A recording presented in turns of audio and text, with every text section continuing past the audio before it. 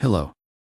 When my fiancée insisted on a $180,000 wedding or no wedding at all, I simply canceled the plans. She lost her mind and later attempted to sabotage my promotion. In the end, that decision blew up her own life instead. My name is Gerard. I am 35 and I work as a refrigeration technician for a regional cold storage company in Eindhoven. Most of my week is spent driving between warehouses and supermarkets fixing industrial cooling units. The schedule is steady, the pay is good for the trade, and after years of doing it, I keep my finances organized because one expensive mistake in equipment can cost a company a lot of money. My fiancée is Qley, 32. We had been together a little over 3 years and engaged for about 8 months when this whole situation started to unfold. We live in my house, which I bought 5 years before meeting her, so most of the big financial responsibilities already ran through me.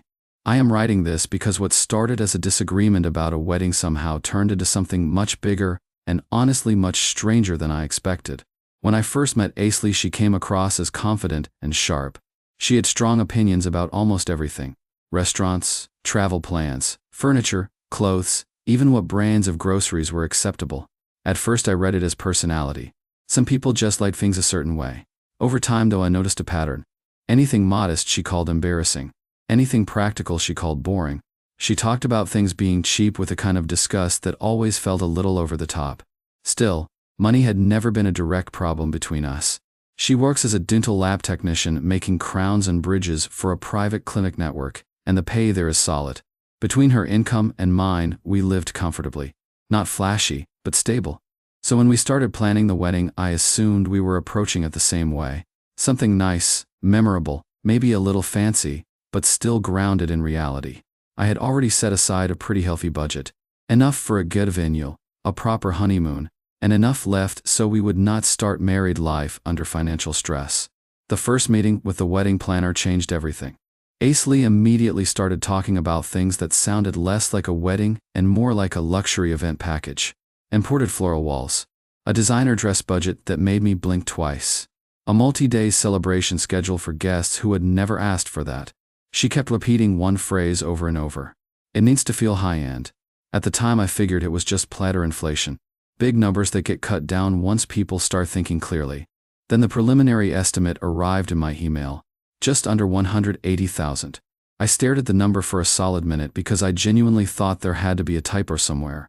That evening I printed the estimate and sat down with Qley at the kitchen table in my house. I explained calmly that there was absolutely no scenario where I was spending $180,000 on a wedding weekend. She barely looked at the paper. Then she leaned back in the chair and said if I wanted a cheap wedding, maybe I did not want to marry her badly enough. I want to be clear about something before people assume I panicked about money. The issue was not that I could not technically afford part of it. The issue was that the number made no sense relative to the life we were building. The house we live in still has a mortgage. I have been paying it down aggressively for years because the goal was to have it mostly cleared before 40. I also keep a savings buffer because the kind of refrigeration systems I work on do not wait politely when they break. If a compressor fails in a food warehouse, it becomes a crisis immediately, and sometimes that means working odd hours or covering unexpected costs before the company reimburses things. Spending $180,000 on a wedding weekend would have wiped out most of the financial stability I had spent a decade building. So I explained all of that calmly to Qley at the table. I told her the number was unrealistic and unnecessary. I said we could still have a great wedding for a fraction of that cost. Nice venue, good food, proper celebration, but within a sane budget. She did not engage with the numbers at all. Instead, she started talking about perception. According to her, weddings set the tone for how people see a couple. If it looks cheap, people assume the relationship is cheap. If it looks impressive, people treat you differently. I remember asking a simple question. Which people? She listed co-workers, extended friends, people from her industry events, even people she had not spoken to in years, but who might see photos online. That was the moment the conversation stopped being about the wedding itself and started feeling like a performance review for strangers.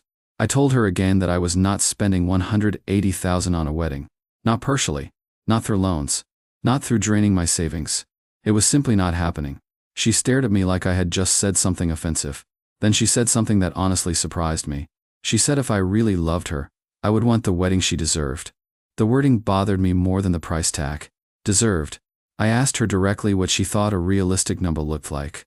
I even pushed my own limit higher during that conversation, just to see if she was willing to meet somewhere in the middle. I suggested something around 40,000. Still a big wedding by normal standards. She laughed. Not a small laugh either. The kind that people use when they think someone just embarrassed themselves. Then she said something that made the entire situation suddenly very simple for me. She said she would rather have no wedding at all than something that looked small. When Qley said she would rather have no wedding than a smaller one, the conversation actually became very simple for me. I did not raise my voice. I did not argue. I just sat there for a few seconds thinking about what she had said and what it implied. Because if someone frames marriage as conditional on a luxury event, then the event is the priority, not the marriage. So I nodded and said, "All right." She looked confused for a moment, like she expected another round of negotiation. Instead, I told her something very straightforward. If the only wedding she was willing to have cost 180,000, then there would be no wedding. She blinked like she had misheard me. I explained it clearly.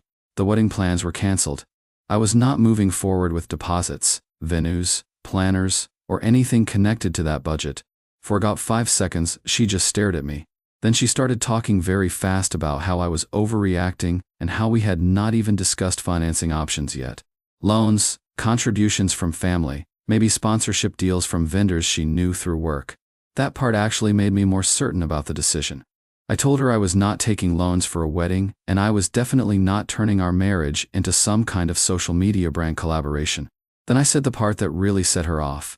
Since there was no wedding and the engagement was effectively over, she needed to start packing her things. Just to clarify the logistics, the house we live in is mine. My name only. I bought it long before we met. She moved in about a year into the relationship. So when I said that, I was not making a dramatic statement. I was stating the practical next step. She stood up so quickly the chairs scraped across the floor. The reaction was immediate anger. She accused me of threatening her over money. Then she said I was trying to control her and punish her for having standards. I kept my tone calm and repeated the same point. There was no punishment happening. She had just told me she would rather have no wedding than a smaller one. So we were having no wedding, which meant the engagement was over, which meant we needed to separate our living situation. That logic made her even more furious. She started pacing around the kitchen saying I was bluffing and that I would calm down once I realized how ridiculous I sounded. But the truth is I had already reached clarity during that conversation. Once someone says marriage only happens if the evig costs 180,000, the relationship has already told you what it is. At that point the conversation had clearly reached the end. We were not discussing a wedding anymore. We were discussing whether the relationship itself made sense, and from my side the answer had already become obvious. Qley, however, was not processing it that way. She kept pacing around the kitchen repeating that I was being dramatic and that I would calm down once I realized how embarrassing this would look if people found out. That part actually caught my attention. Not the anger. The word embarrassing. It confirmed what I had started realizing during the planner meeting. For her, the wedding was not about us starting a life together. It was about how impressive the event would look to other people. I repeated one last time that the wedding plans were canceled and that we needed to separate our living situation. She stared at me for a few seconds like she was waiting for me to backtrack. When I did not, her reaction flipped from disbelief to pure anger. She said I had just wasted 3 years of her life. Then she said if I thought I could humiliate her like this and walk away, I was completely wrong. I did not respond to that. There was no productive direction that conversation could go. Instead, she grabbed her phone, her handbag, and her car keys off the counter. As she walked toward the door, she said something along the lines of how I would regret this once people heard what I had done. Then she slammed the door hard enough that I heard a picture frame rattle in the hallway. A few seconds later, I heard her car start outside. The house went quiet.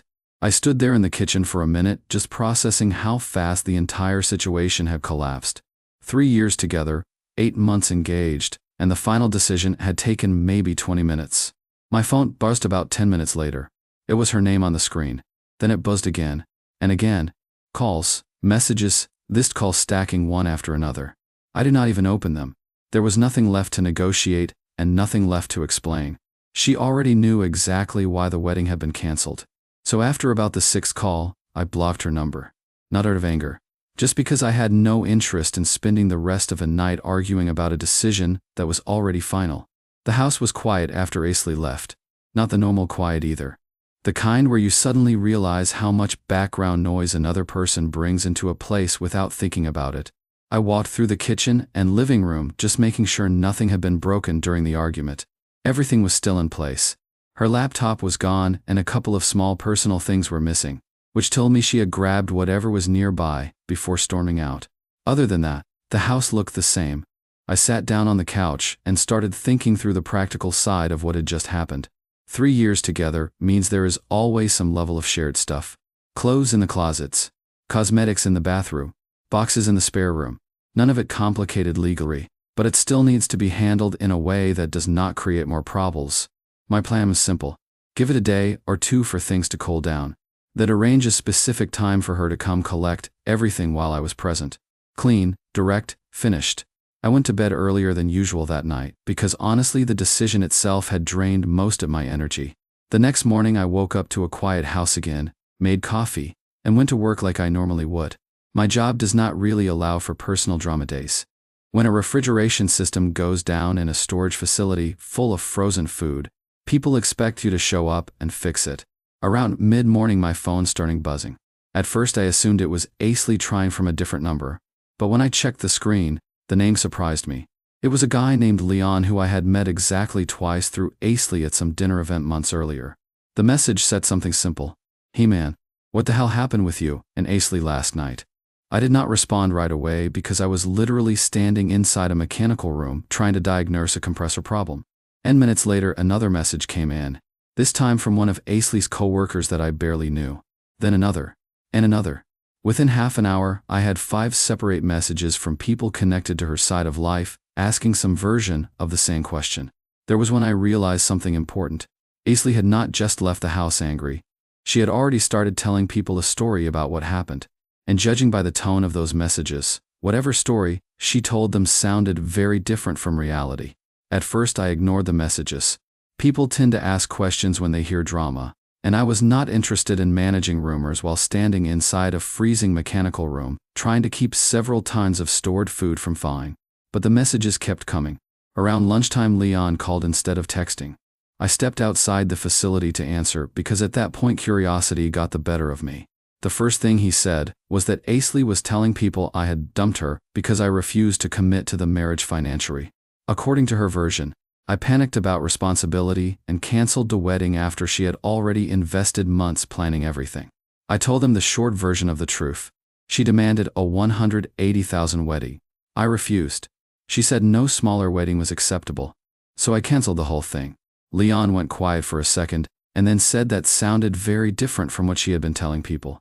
That was annoying but still manageable. Rumors burn out eventually. What I did not expect happened 2 days later. For the past few months, I had been in the running for a promotion at work. The company was opening a supervisory role overseeing maintenance scheduling for several large refrigeration sites. It meant less field work, more coordination, and a noticeable pay increase. The final decision meeting was supposed to happen that week. Wednesday afternoon, my supervisor Mark called me into his office. His expression already looked irritated, which immediately told me something was wrong. He asked me a question that made absolutely no sense at first. "Do you know someone named Qley?" I said yes. She was my ex-fiancée. Then he turned his monitor toward me. There was an email open on the screen. The sender was Qley, and the email was addressed directly to the company's general operations inbox. In that message she claimed I had serious anger issues, that I had threatened her during a domestic argument, and that someone with that kind of behavior should not be placed in a management position responsible for other employees. For a few seconds, I just stared at the screen trying to process what I was reading. Canceling a wedding was apparently not enough for her. She had decided to try sabotaging my promotion tier. My first reaction was honestly confusion. Not anger. Just confusion about how she thought this would work. Mark let me read the entire email. It was not short either. Qley had written several paragraphs describing me as aggressive, unstable, and supposedly capable of intimidating behavior during arguments. She implied that promoting someone like that into a supervisory role could create a hostile environment for other employees. If someone did not know the background, the email sounded serious. But the problem with claims like that is they only work if there is some history supporting them. And there was not. Mark leaned back in his chair and asked the obvious question. Do I need to be concerned about any of this? I told him exactly what had happened. No dramatics, no exaggeration. I explained the wedding argument, the $180,000 demand, the canceled engagement, and the fact that she had left the house angry 2 nights earlier. He listened without interrupting. Then he asked something very practical. Do you have the messages from that night? Luckily I did. Blocking her had stopped the flood of calls, but the earlier messages were still in my phone. I handed it over and let him scroll through them. The tone made things pretty clear. They were not messages from someone afraid of an aggressive partner. They were messages from someone furious that they did not get their way. Accusations. Insults. A few threats about how I would regret humiliating her. Mark read several of them and handed the phone back. Then he sighed in a way that told me he had already reached a conclusion. He said this was not the first time someone's angry ex had tried something like this. Apparently, it happens more often than people think when promotions or career changes are involved. The important part for the company was whether there had ever been complaints, disciplinary issues, or behavioral problems connected to me at work. There had not. My record there was clean. He closed the email window and told me something that made the whole situation start looking very different. Attempting to interfere with someone's employment using false accusations can create serious problems for the person making those claims. And since she had sent the message directly to a company operations address, there was now a permanent record of it. At that point I assumed the situation would simply stop there. My promotion review continued normally. The email from Qley was documented, my explanation was noted, and the company moved on with the evaluation process. What I did not expect was that her attempt to interfere would start creating problems on her side instead. About 4 days later, I received another message from Leon. This time the tone was very different. He asked if it was true that Qley had contacted my employer. Apparently, she had been telling people about it like it was some kind of victory. From what he said, she was framing it as standing up to me after I supposedly mistreated her. That alone was strange, but things escalated quickly after that. One of the people she bragged to worked in the same dental clinic network where she was employed as a lab technician. Not the same office, but the same corporate system. Information travels fast in places like that. Eventually someone in management at her clinic heard about the situation and decided to look into it. From their perspective, one of their employees had contacted an outside company and sent a serious accusation about someone's behavior. That kind of thing creates risk for any employer. So Qley was called into a meeting with her supervisor and someone from HR. They asked her directly whether she had sent the email. She said yes. Then they asked if there had been any police report, formal complaint, or legal case related to the accusations she made. There had not. From what Leon later told me, the conversation ended up being very short after that. Her employer did not want their company connected to a situation where an employee was sending unverified accusations to outside businesses during a personal dispute. A few hours after that meeting, Qley was released from her position. Just like that. The attempt to damage my career had ended up costing her own job instead. And the fallout from that decision was only starting. I did not hear directly from Qley after that, which honestly made sense. If someone tries to sabotage your career and it backfires badly enough to cost them their own job, contacting you again is probably not high on their priority list. What I did hear about came through of a people. Leon called me about a week after everything happened and gave me a quick update on how things were unfolding on her side. Losing the job had clearly not been part of Qley's plan. Apparently, she had gone into that HR meeting expecting a warning at most. Instead, she walked out unemployed. The dental clinic network did not want to be involved in a personal conflict that included written accusations sent to another company. According to Leon, the situation had started spreading through her social circle pretty quickly. That is the problem with dramatic decisions. The story eventually reaches people who ask inconvenient questions. Some of her friends asked the obvious one. Why would you contact his employer in the first place? Others apparently asked if there had actually been any police report or legal issue connected to the accusations she made. When the answer to those questions turned out to be no, the tone around her started changing. What she had framed as standing up to me began looking more like a revenge move that backfired. Meanwhile, my situation went in the opposite direction. The promotion decision was finalized the following Monday. Mark called me into his office again and told me the company was moving forward with placing me into the supervisory role overseeing maintenance scheduling for several facilities. More stable hours, higher salary, less emergency driving in the middle of the night to repair failing systems. So in the span of about 10 days the situation had flipped completely. The wedding was cancelled. The relationship was over. She had lost her job after trying to interfere with mine, and I had just been promoted. I did not celebrate the situation or enjoy the fallout on her side, but it did confirm something important. The moment she turned a personal disagreement into an attempt to damage my career, the consequences stopped being under her control. The last piece of the situation happened about 2 weeks after everything fell apart. Up until then, I had not heard directly from Qley since the night she stormed out of the house. Blocking her number had kept things quiet, and honestly I expected that to remain the case. But separating lives after 3 years together always requires at least one final logistical step. Her belongings were still in my house. Clothes, shoes, cosmetics, some furniture she had bought for the spare room. Nothing complicated legally, but still enough that it needed to be handled properly. So I sent a message through email instead of unblocking a phone number. I kept it very simple. I told her she could come collect the rest of her things on Saturday morning. I would be home, and the process could be quick and straightforward. She responded a few hours later with a short reply agreeing to the time. Saturday morning she arrived with a friend and a small rental van. The difference in her attitude compared to the night of the argument was obvious. No shouting, no accusations, no dramatic speeches. Just quiet and very focused on getting her things packed. We barely spoke. She moved through the house collecting boxes and bags while her friend carried them out to the van. The entire process took about 40 minutes. At one point she paused in the living room and looked around the house for a few seconds. I could not really tell what she was thinking, but she did not say anything about it. Eventually the last box went out the door. Before leaving she said one thing. She said she had not expected things to turn out the way they did. I told her neither of us probably expected that 3 weeks earlier. Then she left. The house was quiet again after the van drove away. Looking back now, the strange part is how one very simple decision ended up changing everything. Canceling the wedding felt like a straightforward boundary at the time. But once she tried to turn that disagreement into an attack on my career, the situation moved into territory she could not control anymore. In the end, the wedding never happened. The relationship ended. She lost the job she had worked years to build. And my life moved forward in a direction that honestly looks more stable now than it did when we were still planning that $180,000 weekend. Bye-bye.